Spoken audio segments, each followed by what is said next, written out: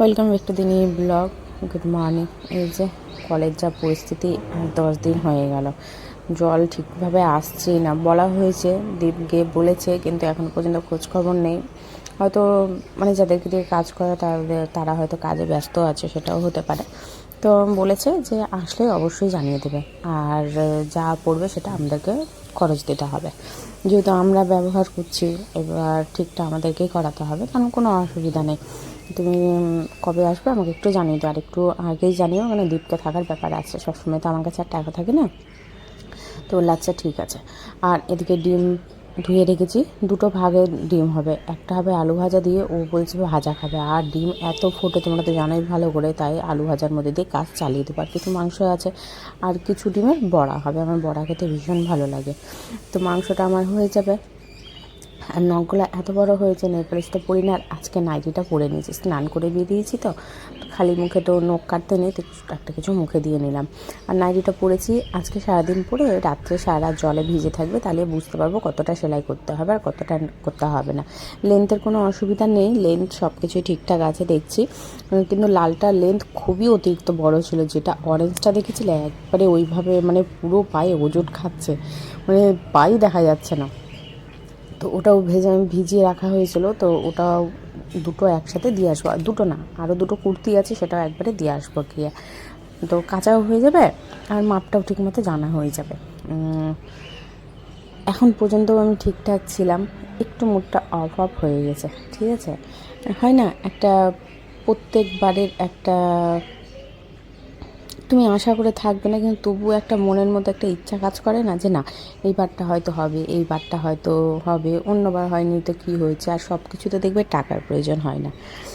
তো আমার ব্লগে এত বছর ধরে কোনো দিনও না জন্মদিনের ব্লগ দেখেছো, না দেখেছো অ্যানিভার্সারি ব্লগ, বিবাহবার্ষিকের, এগুলো কোনো দিনই দেখতে পাবো না। কবে দেখতে পাবে জানি না। আমার রাগে আমি এসব করি না। গত 3 বছর ধরে আমি করেছিলাম অ্যানিভার্সারির একটু অনুষ্ঠান, কিন্তু প্রত্যেকবার আমাকেই মনে রাখতে হয় আর আমাকেই করতে হয়। তো তারপর থেকে আমি করা ছেড়ে দিয়েছি। আর রইল জন্মদিন, কি দরকার এইসব করার, আগেও ছিল না, আর এখন এইসব ছোটোখাটো জিনিস নিয়ে মাথা না ব্যথা করলেই চলবে। বড়টা বেশি লাল করবো না, কেন বেশি ভাজা হয়ে গেলে না দেখবে রবার্টের মতো হয়ে যায় মাছের ডিম, ভালো লাগে না।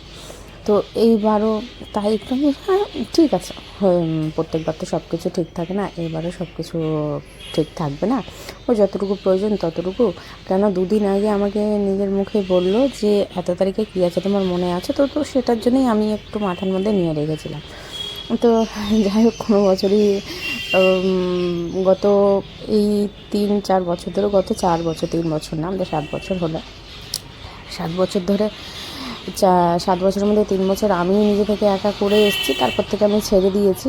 আমি আর অত গায়ে লাগাই না, অত নিজের মনে আশাও আনি না, অত ফুর্তিও আনি না, অত আনন্দও আনি না, নিজের মতো করে সংসার করে যাই, নিজের মতো করে হাসি খুশি থেকে এভাবে চলে যায়। তো ভাবলাম যে এবার যখন বলেছে 2 দিন আগে, নিশ্চয়ই মনে রাখবে, এইভাবে একটা আশা রেখেছিলাম। তো গত 4 বছর ধরেও না কোনো রেসপন্স, না কোনো দায়িত্ব, কোনো কিছুই নেই, তো ছেড়ে দিয়েছি। আমি আর কোনো কিছু বলিনি। তো এটার জন্য ভীষণভাবে মনটা খারাপ হয়ে গেছিলো। এই যে আজকে ছোট এতটুকু ব্লগ দেখতে পাচ্ছ, ব্লগটা শেষ করার পরেই এই রিল দেখছিলাম, জানি আসবো করব। তো করার পর খাওয়া দাওয়া করে ওঠার পর একটা রিল দেখছিলাম, সেই রিলটা দেখার পর সামনেখানে আসলো, আমার একটুকু মাথাতে ছিল না, একেবারে ভুলে গেছিলাম। তো তখন দেখে মনে হচ্ছে আজকে কত তারিখ, তো দেখছি আজকে এত তারিখ, দেখে মনটা যাই হোক এত খারাপ লাগলো। বাড়িতে ঢুকে চলে সেই রাত্রি 10টার সময়।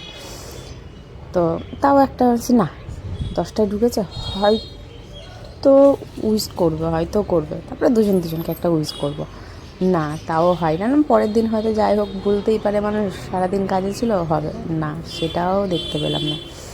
তো ভীষণভাবে মনটা খারাপ ছিল আমার। তো সেটা কালকে আর দিইনি। তারপর ভাবলাম যাক, একটু ভালো মন্দ, আনন্দ, খুনসুটি সব কিছুতে তোমাদের সাথে শেয়ার করছি, তো মন খারাপটা কেন শেয়ার করবো না। তাই একটু মন খারাপটা শেয়ার করলাম। জানি না কবে জন্মদিন বা কবে অ্যানিভার্সারি সব কিছু দেখতে পাবে। হ্যাঁ, আমার জোরও জন্মদিন অবশ্যই তোমরা দেখতে পারবে। ও হলো লাকি আমার কাছে, বিশেষ করে কার কাছে কী আছে জানি না, কিন্তু বেশ আমার কাছে কিন্তু আমার জোরও আমার কাছে ভীষণভাবে লাকি। তো অনেক কিছু শেয়ার করলাম, কিছু মনে করো না।